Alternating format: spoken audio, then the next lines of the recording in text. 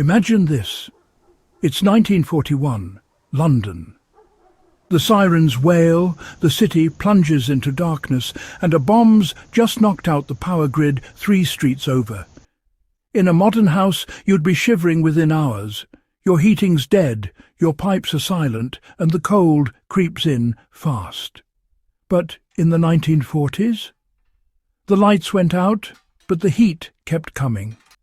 For years, we've all believed that heating a house needs complex electronics and endless wires. But our grandparents got by with nothing but clever engineering and a deep understanding of physics. No smart thermostats, no backup generators, just the old laws of nature doing their thing.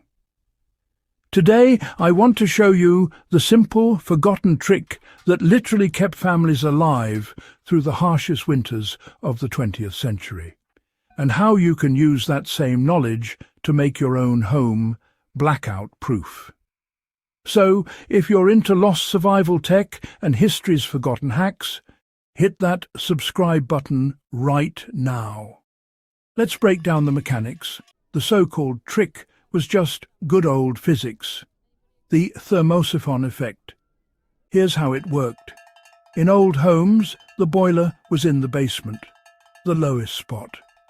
When you burned coal or wood, the water in those big, heavy iron pipes heated up. Hot water's lighter than cold, so it naturally rose up to the radiators upstairs. No pumps needed, just gravity doing the heavy lifting. As the water travelled through the radiators, it cooled off, got heavier, and sank back down to the boiler. This created a silent, self-sustaining loop. If you kept the fire going, the heat kept moving, blackout or not. Compare that with modern systems. Skinny pipes, electric pumps, endless wires. If the power goes, the warmth stops dead. The old way? As long as you could feed the fire, you stayed warm. So why'd we abandon this bulletproof system? Honestly, it came down to cost and convenience.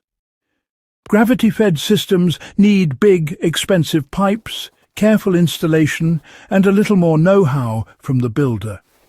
Modern homes went for smaller, cheaper pipes and electric pumps, faster, easier, but way more fragile if the grid goes down. But here's a cool 1940s hack that anyone can use, then and now: radiator reflectors.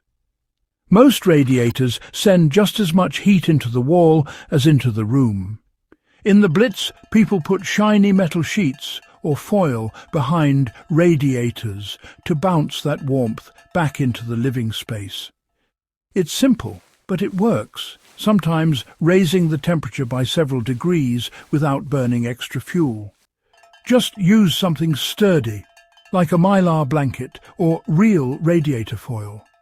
You might not have a gravity-fed boiler, but you can still borrow some 1940s logic.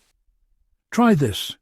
Heat up dense objects, fire bricks or cast iron, on your wood stove, then move them to where you need warmth.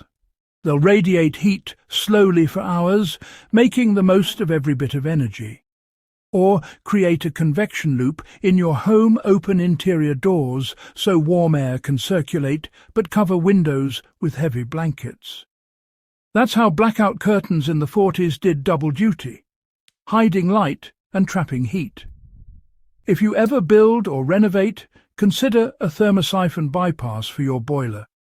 It's just a loop of big pipes that lets gravity move the water if the pump fails. More work up front, but it could save you in a crisis.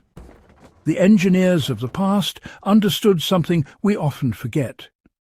The simpler your system, the more likely it'll work when you need it most. Their radiators weren't just heaters, they were a lesson in survival by design. So, what other survival hacks from history should I dig up next? Drop your ideas in the comments, and if you found this useful, share it with someone who wants to be prepared. Subscribe for more hidden history and practical engineering. Stay warm. Stay ready.